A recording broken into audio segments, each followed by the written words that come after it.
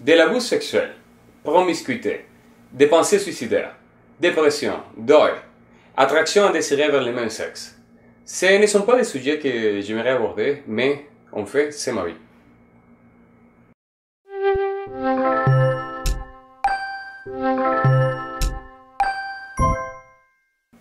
Mon nom c'est Carlos Catari, j'ai 32 ans, je suis vénézuélien, mais maintenant j'habite au Québec, Canada. De l'âge de 5 ans à 12 à 13 ans environ, j'ai vécu des abus sexuels qui m'ont amené dans une, comme on dirait un psychologue, dans une hypersexualité. Ça veut dire que dès l'âge vraiment, de que j'étais ado, je ne pouvais pas arrêter de penser au sexe, et en plus on sait qu'avec des hommes. À l'âge de 15 ans et 16 ans, en fait, j'avais déjà tombé en prostitution. J'ai cherché de l'argent et en échange, j'ai donné, bon, je faisais le service. Qu'est-ce qui est arrivé que à mon adolescence, j'étais une personne vraiment dans la confusion, dans la peur, dans la crainte, dans toutes sortes de doutes et aussi, j'avais trop de pensées suicidaires. Mais quand même, à l'âge de 16 ans, j'ai décidé de parler avec ma famille pour montrer, pour m'ouvrir à la réalité que je vivais. Alors j'ai dit à ma soeur, écoute, je veux que tu saches que je suis gay. Et qu'est-ce qui est arrivé? Elle parlait avec ma mère. Ma mère, en pleurant, m'a dit une question qu'à ce moment de ma vie, j'avais jamais pensé. Elle m'a dit, Carlos, est-ce que si tu n'aurais été pas abusé, tu serais gay? Cette question vraiment est devenue comme un fantôme dans ma tête. J'ai dit, waouh, c'est vrai, j'avais jamais pensé à ça. Alors, tout de suite, ma mère m'a offert de venir chercher un psychologue pour m'aider à sortir de ça. Mais quand même, j'ai dit, oui, je peux aller au psychologue, mais définitivement, je suis gay. Ce que je ressens vers le homme, ce que je vois dans un homme, c'est parfait devant moi. Alors, oui, je vais aller au psychologue, mais quand même, je vois pas que ça marche pas bien avec moi, ça marche bien. Alors, mais au moment que je suis allé au psychologue, en moins d'une heure, cette madame m'a aidé tellement à me débarrasser de toute la culpabilité, toutes les choses que j'avais dans ma tête, que j'ai dit, waouh, c'est impressionnant, c'est vrai, j'étais trop exposé quand j'étais petit. Peut-être que si je n'aurais pas abusé, je ne serais pas gay. Mais comment je peux faire maintenant? Si j'ai une communauté des amis, je m'avais déjà lancé dans le milieu gay au Venezuela. Et en fait, j'avais appris des maniérismes, disons des manières, pour être plus à l'aise avec mes amis gays. Et j'apprenais de nouveaux sujets de conversation. Et on parlait de mes univers, on parlait de la mode, on parlait des choses que j'étais pas jamais attiré, mais quand même, je voulais avoir comme une connexion avec eux. Alors, j'étais trop dedans. J'ai appris plein de choses et j'ai beaucoup profité du monde gay là-bas. Mais ces questions m'ont frappé vraiment. Qu'est-ce qui aurait arrivé si je n'aurais été pas abusé? Alors j'ai dit, bon, je vais me donner l'opportunité. Comme la psychologue m'a dit, maintenant Carlos, je pense que la décision de quelqu'un d'autre dans ta vie ne devrait pas faire ta destinée. Et il dit, oui, c'est vrai. Alors j'ai commencé à désapprendre tous les maniérismes, toutes les choses que j'avais appris, la façon de parler, tout ça. J'ai dit, je vais me débarrasser de tout ça, je vais me débarrasser de mes amis et je vais commencer à devenir comme neutre. Quelques mois ou quelques ans plus tard, j'ai décidé de commencer ou me donner l'opportunité, les chances de commencer avec une relation avec une fille. Et quelque chose est arrivé. Même si j'avais arrêté tous les maniérismes, tout ça, mon attraction vers les hommes restait la même. Alors, pendant que j'étais avec des filles, pendant que j'étais avec une femme, j'ai pensé aux hommes. Et pendant que j'étais avec des hommes, j'ai pensé à la question de ma mère. Ça, vraiment, ça m'a mené dans un cercle. Je tournais en ronde. Je ne pouvais pas sortir. Imaginez vu quelqu'un qui est addict au sexe et qui n'a pas la paix avec des femmes, qui n'a pas la paix avec des hommes, mais qui reste encore addict. Vraiment, je voulais me suicider. Ma vie était, ça allait pas bien. À cause de ça, j'étais comme dans l'amertume. Mais quand même, je me rappelle qu'un jour, on est allé, ma copine et moi, on est allé voir un film dans un cinéma. Et c'était en 2004, on est allé voir le film La Passion de Christ. Pour moi, le mot passion, ça veut dire, c'était vraiment relationné seulement au sexe. Alors je dis, peut-être que Christ, il est un passionné pour les femmes, je sais pas. Mais j'étais tellement ignorant, je ne connaissais rien de Jésus. Mais quand j'ai vu le film, vraiment, ce film est venu me chercher. Vraiment, c'est comme, oui, je comprends maintenant, je comprends qu'il a fait ça pour moi. Et je dois répondre d'une façon. De quelque façon, je dois répondre. Alors, j'ai dit, pour moi, c'était tellement facile de reconnaître Jésus comme le sauveur de ma vie parce que c'était clair qu'il est venu pour moi, il a payé pour mes péchés, il a payé pour ma vie et il m'offre une nouvelle vie. Écoute, après avoir vu mon passé, tout ce que j'avais vécu, j'ai dit oui, j'ai besoin d'une nouvelle vie, j'ai besoin de tout effacer, j'accepte, t'es mon sauveur. Alors, un mois plus tard, j'étais déjà collé à l'église à travers quelqu'un qui m'a aidé à venir à l'église. J'étais collé à l'église, j'ai bien aimé tout ça. Et tout de suite, j'ai commencé à demander, Seigneur, tu sais quoi? Si t'es toute puissant, si t'es le créateur de l'univers et tout ça, change-moi. Je veux pas être gay. Changez-moi, changez-moi, changez-moi, changez-moi. Et vous savez quoi? Qu'est-ce qui est arrivé? Rien. Rien n'est arrivé. J'étais plus collé à l'attraction sexuelle vers les hommes. J'étais plus collé à mes désirs sexuels. Et j'ai dit, ça marche pas. Alors, mais quand même, je suis déjà chrétien. Alors, j'ai commencé à développer un double vie, triple vie, je sais pas combien de vies, mais j'allais à l'église le matin, le dimanche matin, avec ma copine, j'allais dans les groupes de l'église, je jugeais tout le monde comme un bon chrétien. Mais le soir, j'étais dans les discos gays, dans les activités gays, avec la pornographie, en train de faire de mon corps n'importe quoi. Et en plus, j'étais amer. Ma vie était amère, parce que j'avais pas la paix. Quand même, j'ai resté comme ça, j'ai resté comme un religieux fake pendant beaucoup de temps. Dans l'année 2007, quelque chose s'est passé. Ma sœur Carla, avec qui j'avais une relation comme ça, on était incroyablement proches. Elle a eu un accident d'auto et elle n'a pas survécu, elle était décédée. Et cette tragédie de perdre quelqu'un si proche d'un coup comme ça a été comme le pire qui pouvait arriver à ma famille. Et en plus, c'était ma sœur aimée. Alors, à cause de ça, j'ai tombé dans une dépression. J'ai tombé, bon, si vous avez perdu quelqu'un, ou si vous connaissez quelqu'un, vous savez qu'est-ce qui arrive quand on traverse un deuil comme ça. Mais tout de suite, le pire, c'est que j'ai cherché un coupable. Et le coupable, c'était pas ma sœur qui conduisait vite. En fait, le coupable pour moi, c'était Dieu. Parce qu'il est souverain, il fait toutes les choses, alors il est coupable. À cause de ça, j'ai dit, je quitte l'église. Et j'ai quitté l'église. En fait, j'ai quitté ma relation avec la copine que j'avais. Je lui ai dit, écoute, on va couper la relation, définitivement, je suis gay. Et je voulais faire du mal aux gens. Je voulais vraiment, j'étais dans la haine vers n'importe quoi, vers tout le monde. Alors, j'ai quitté l'église. Et je me lance au-dedans, au profondément, au complet, dans toutes sortes d'activités gays, en scène, n'importe quoi, toutes sortes de fêtes, des activités, c'est tout ce que vous pouvez penser. Et en plus, j'étais mal.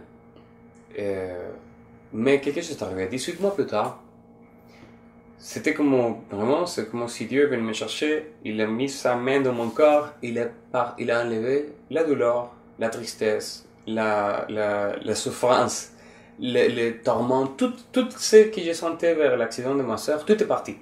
Et seulement la nostalgie est restée. Et j'ai dit, oh, vraiment, j'ai pas la tristesse, c'est fini, c'est Dieu qui m'a aidé. Et vraiment, j'ai compris que c'était lui qui m'a aidé. Et j'ai dit, ok, alors je retourne à l'église. Je retourne à l'église. Vraiment, la douleur est partie, mais je vous raconte ça et je ne sens rien. Mais il y avait un détail. Je retourne à l'église et j'étais plus gay que jamais dans ma vie. J'étais super gay. Qu'est-ce que je veux dire avec ça? J'étais vraiment dirigé par mes désirs. Je ne pouvais pas penser, je ne pouvais pas arrêter, je ne pouvais rien faire. J'étais vraiment un esclave de ma chair. Mais à ce moment-là, j'ai dit, écoute, finalement, j'aurai jamais la joie dans ma vie. Je peux pas être avec des femmes parce que je pense aux hommes. Je peux pas être avec des hommes parce que je pense à la question de ma mère. Et c'est une question assez valide. Comme j'aurai jamais la paix dans ma vie, alors je vais faire l'argent. Et j'ai dit, l'argent, ça peut aider quelque chose. J'ai commencé à travailler dans un domaine différent là-bas au Venezuela. J'ai vraiment eu des succès. J'arrivais à faire 6 chiffres par année. C'était parfait.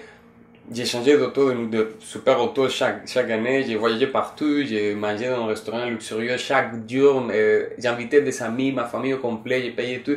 J'avais une super vie. mais quand même, j'étais vide. Il y avait un vide dans mon corps. Mais j'avais pas le choix. J'avais pas le choix. Alors, j'ai dit, bon, c'est comme ça. Finalement, j'ai décidé, à un moment donné, j'ai décidé de quitter Venezuela, j'ai décidé de venir ici au Québec, j'ai fait tout mon processus.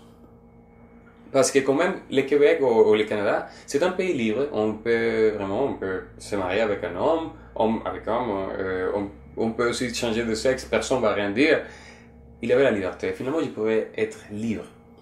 J'arrive ici, mon ego, mon égoïsme, mon ego était incroyablement haut, j'étais arrogant, j'étais parfait. Et j'ai dit, si j'ai eu du succès au Venezuela, qui c'est un pays en crise, finalement, définitivement, au Canada, je vais être riche en 3 jours. Alors, qu'est-ce qui est arrivé? 3 mois plus tard, j'avais tout perdu. Tout, au complet. J'étais cassé. Et j'ai dit, mais comment est-ce que ça va m'arriver à moi? À moi? C'était pas possible pour moi. Mais c'était ma nouvelle réalité. Alors, disons un an plus tard, j'ai décidé, j'ai réfléchi, j'ai dit, oh, je pense que c'est le moment de chercher Dieu. Ma vie ne marche pas. En fait, j'ai décidé de quitter la relation que j'avais avec un homme qui j'aimais profondément. Parce que j'avais besoin de la paix. Qu'est-ce qui est arrivé après? Ça se suppose qu'au moment que tu décides de chercher Dieu, tout va bien aller. Mais non, tout est allé pire. C'était un désastre. Après, parce que j'ai dit à moi-même, je vais chercher Dieu. Et j'ai mis sur Google, gay chrétien. Ça a marché. J'ai dit, peut-être que je ne sais pas si je vais faire la paix avec l'homosexualité finalement. Mais quand je cherchais en Google, j'ai trouvé un site web des leaders qui parlaient théologiquement, avec la base biblique, avec les grecs, l'hébreu, avec les langues de l'époque, tout ça pour dire que Jésus, il a dit, aime ton Dieu sur toutes les choses, avec tout ton corps, ton âme, ton esprit, tout ça, aime ton prochain comme toi-même. Et prochain, c'est un prochain, peut-être un homme. Et j'ai dit, ah, voilà, je suis gay chrétien, je aime Dieu et j'ai mon prochain, même si mon prochain c'est un homme. Et j'ai dit, madame, finalement, j'ai fait la paix, je me suis accepté, je vais, madame, publier. Alors, j'ai appelé ma mère tout de suite, maman, tu sais quoi? C'est fini, je ne lutte plus contre ça, je suis complètement gay et chrétien. Elle m'a dit, bon, explique-moi mieux parce que ça marche pas dans ma tête, mais, tu sais, j'étais tanné, j'étais fatigué de cette situation. Alors, j'ai commencé à appeler tout le monde, mais quand même, qu'est-ce qui est arrivé pendant que j'appelais tout le monde?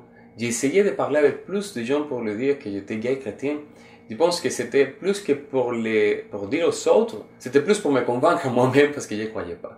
Qu'est-ce qui arrive? La Bible dit que un des fruits du Saint-Esprit, c'est la paix. Et ça se suppose que si finalement je faisais la paix avec Dieu, parce que la parole le dit, j'aurais à avoir la paix, mais je ne l'avais pas. Je n'avais pas la paix dans mon corps, dans mon corps. Alors, ça ne marchait pas. C'était comme quelqu'un qui va dire que l'adultère est bon parce que le roi David il l'a fait. Ça ne marche pas. Alors, j'avais pas la paix.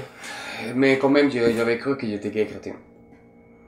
Qu'est-ce qui est arrivé après? Dans un moment donné, dans l'année 2014, je me trouvais moi-même dans une maison d'une amie, en dormant dans un fauteuil, avec 0 argent, cassé complètement. J'avais pas pour manger, j'avais pas pour prendre l'autobus. En plus, j'étais addict à la pornographie, addict à toutes sortes d'applications gays, toutes sortes de choses. Et vraiment, c'était une situation insupportable. Dans ce point, la dépression était absolue, était totale. J'avais pas envie, j'avais pas l'aiguille de continuer à vivre. Quand même, j'ai réussi à trouver quelqu'un qui m'a prêté $3000. Alors j'ai dit, je quitte, je m'en vais. J'ai quitté, je suis allé au Pérou, développer une affaire là-bas, avec un groupe de gens. Et pendant qu'on était là-bas, on a loué un appartement dans un bâtiment de 20 étages. Je dirais que 4 ou 5 fois, je allais au top du bâtiment pour finir cette histoire, pour sauter. Je voulais sauter. Je voulais finir cette misère de vie. Quand j'étais là-bas, j'entendais une voix qui me disait saute, faites-le. Pendant que tu tombes, tu demandes pardon à Dieu, il va te pardonner, mais la gravité non. Alors, c'est fini. Et j'ai dit, ah, quand même, c'est une bonne solution. Mais je ne le faisais pas. Grâce à Dieu, je ne le faisais pas, mais je ne l'ai pas fait. Mais qu'est-ce qui est arrivé au Pérou? Au Pérou, j'ai eu la chance de connaître un couple chrétien. C'était autant elle comme lui, autant elle que lui, c'était des gens qui, pendant qu'ils parlaient, pendant qu'ils agissaient, pendant qu'ils communiquaient n'importe quoi, on pouvait voir la gloire de Dieu et la présence de Dieu. Et j'avais jamais vu ça. Et j'ai dit, waouh, c'est des chrétiens réels, c'est des chrétiens bibliques. Et jamais, j'ai dit, j'aimerais Seigneur vraiment avoir ces relations que tu as avec eux, l'avoir avec toi. J'aimerais te connaître comme il te connaît. J'aimerais vraiment. Mais bien sûr, tout de suite, j'ai dit oui, bien sûr, tu peux pas parce que t'es super gay, t'es collé à toutes sortes d'activités sexuelles et définitivement Dieu n'est pas là. Alors j'ai dit, j'ai lâché cette idée. Et qu'est-ce que je veux dire avec quand je dis que j'étais super gay? J'étais collé à toutes sortes de pornographie, de encounters, de rencontres homosexuelles, des choses ombres, vraiment. Et tu sais quoi? Dieu n'est pas là. Tu peux l'essayer. Non, excuse-moi, ne l'essaie pas, mais vraiment, Dieu n'est pas là. Alors, quand même, j'ai oublié cette pensée. Et j'ai décidé de continuer. Mais j'avais le goût d'avoir une vie différente. Mais j'ai vu que c'était impossible. Alors, je retourne au Québec. Parce que mon temps là-bas, c'est fini. Je retourne au Québec. Et j'arrive chez une famille qui m'ont accueilli, même si j'avais pas $1 pour payer un loyer. Ils m'ont accueilli chez eux, par la grâce de Dieu, ils m'ont donné ce faveur de rester chez eux. Mais quand même, j'ai resté dans une lit gonflable, avec toutes mes choses dans des sacs noirs, et cassés spirituellement, cassés personnellement, sentimentalement, dans tous les aspects de ma vie. Financièrement, tout était cassé dans moi. J'ai dit vraiment, j'aimerais mourir. À ce moment-là, c'était décembre 2014, j'ai dit, c'est quoi la vie? Rien n'était important. Toutes les années que j'ai resté à l'église, toutes les choses que j'ai appris, toutes les choses que j'ai lues à propos de Dieu, je les comprenais, c'était dans ma tête, je les comprenais, c'était en espagnol, je comprenais tout. Mais ce n'était pas dans mon corps. Alors, les années de psychologue, les années de comprendre les aptitudes, tout ça, oui, mais je ne pouvais pas arrêter. C'était pas moi qui dirigeais mon corps, même plus, non plus mes pensées. Et même dans cette Noël 2014, j'ai essayé les drogues. C'est quelque chose que jamais j'étais attiré, mais quand même, tu sais, rien n'était important. Alors, à cause de ça, mon état était ombre totalement. Même pour quelques personnes, c'est difficile de penser à ça parce que je suis souriant toujours, mais j'étais comme un clown. À l'extérieur, j'étais souriant, mais dedans, j'étais mort. Qu'est-ce qui est arrivé le décembre, Noël 2014? C'est quelque chose qui définitivement change cette histoire. Dans la fête de jour de l'an, j'étais avec cette famille et ils ont invité quelques personnes, ils ont créé une ambiance vraiment familiale. Et finalement, quand on a compté minuit, qu'on est rentré, on est entré en 2015, j'ai dit, waouh, je peux pas croire vraiment, on est arrivé à 2015. Et à ce moment, j'ai dit, je pensais que j'aurais été mort l'année passée. Mais qu'est-ce qui est arrivé? J'ai eu la chance d'avoir une conversation avec quelqu'un, c'était un chrétien, qui est venu me dire quelque chose qui m'a frappé. Il me dit, Carlos, tu sais quoi, les problèmes de plein de chrétiens, est-ce qu'ils sont Jésus comme leur sauveur, mais pas comme leur Seigneur? Tout de suite, il a dit ça. J'ai compris que Jésus n'était pas mon Seigneur. Il était seulement mon sauveur. Et j'ai dit, waouh, Luigi, tu sais quoi? C'est pas toi qui parles, c'est Dieu qui est venu parler à travers toi aujourd'hui, 1er janvier 2015. Il n'est pas mon Seigneur. Ça, c'est la raison dont je me trouve dans cette situation ombre, dans le pire état de ma vie. Vraiment, merci Seigneur pour venir me chercher à nouveau. Malgré ça, quelques jours plus tard, comme 5-6 jours plus tard, je ne faisais rien, mais j'ai reçu un message de quelqu'un qui m'a dit, Carlos, rappelle-toi que Dieu, il pardonne les péchés, mais pas les conséquences. Les conséquences, c'est les conséquences. Et j'ai dit, ouais, c'est vrai, Moïse c'est un exemple, Samson c'est un exemple, et David c'est un exemple. Alors, j'ai dit, définitivement, Seigneur, je lâche. Et j'ai commencé à prier. Et j'ai dit, Seigneur, tu sais, je ne peux plus. Ma vie est pourrie. J'ai détruit ma vie. Je ne peux plus continuer comme ça. Vraiment, j'ai une montagne de malheurs sur moi. C'est le moment de lâcher prise, c'est le moment de m'abandonner. Je m'abandonne. Ce n'est plus important si je vais être gay, hétérosexuel, n'importe quoi. Ma vie n'est plus importante, mes rêves, mes aspirations, rien n'est important. Je vais te suivre. Je m'abandonne, je vais te suivre. Et tu sais quoi? Ma vie, je suis déjà content parce que ma vie est dans tes mains. Dans le nom de Jésus, Amen. Je faisais cette prière. Rien ne s'est passé. Le ciel n'était pas ouvert à cause de ça. Mais quand même, quelque chose est arrivé 2 jours plus tard. La madame avec qui j'habitais, elle m'envoie une vidéo par YouTube d'un pasteur hispano qui parlait des affaires que je ne connaissais pas. Il parlait de la physique quantique, il parlait du monde spirituel, des démons, des esprits, des anges, de la parole de Dieu, des promesses, de l'énergie. Vraiment, pour moi, j'étais comme, c'est quoi ça? J'avais jamais entendu ça, mais vraiment cette information venait me chercher. Et je dis, il faut que je continue, il faut que je continue à regarder ça. Après 7 heures de prédication, j'ai arrêté parce qu'il n'y avait plus. Et même si ce pasteur, il n'a pas parlé d'homosexualité, il a fait une prière qui j'ai dit, je vais l'adapter. Alors, j'ai fait la prière. J'ai dit, Seigneur, j'ai fermé mes yeux. J'ai dit, Seigneur, dans ton nom, je mets en ligne mon corps avec mon âme avec mon esprit avec ton Saint-Esprit, et je chasse dehors cet esprit d'homosexualité qui voulait me détruire toute ma vie, et je restaure la façon originelle par laquelle tu m'as fait, et j'ai prié pour ma femme et mes enfants, dans le nom de Jésus. Amen. J'ai dit, femme et enfants, ça vient d'eux. Ça fait des années que je ne sais pas c'est quoi une femme. Alors, pourquoi, d'où ça vient, c'est parti de la prière. Mais quand même, j'ai senti quelque chose dans mon corps. J'ai dit, c'est comme si, dans mon poitrine, c'est comme si quelqu'un a passé une clé. Et j'ai dit, quelque chose s'est passé, quelque chose s'est passé. J'ai pris mon téléphone c'était une bibliothèque de pornographie. J'ai pris mon téléphone et j'ai commencé à voir les photos et j'ai dit, je ne sens rien, je ne sens rien, je ne sens rien, je ne sens rien. Je ne pouvais pas croire. L'affaire avec l'homosexualité, c'est qu'on ressent vers les hommes ce qu'on devrait, dans mon cas, c'est que je devrais sentir vers les femmes. Si j'arrête pas de sentir ce que je sentais vers les hommes, ça veut dire que l'homosexualité c'est fini. L'homosexualité, vraiment, c'est pas quelque chose qu'on voit à l'extérieur, c'est quelque chose dedans. C'était collé comme ça.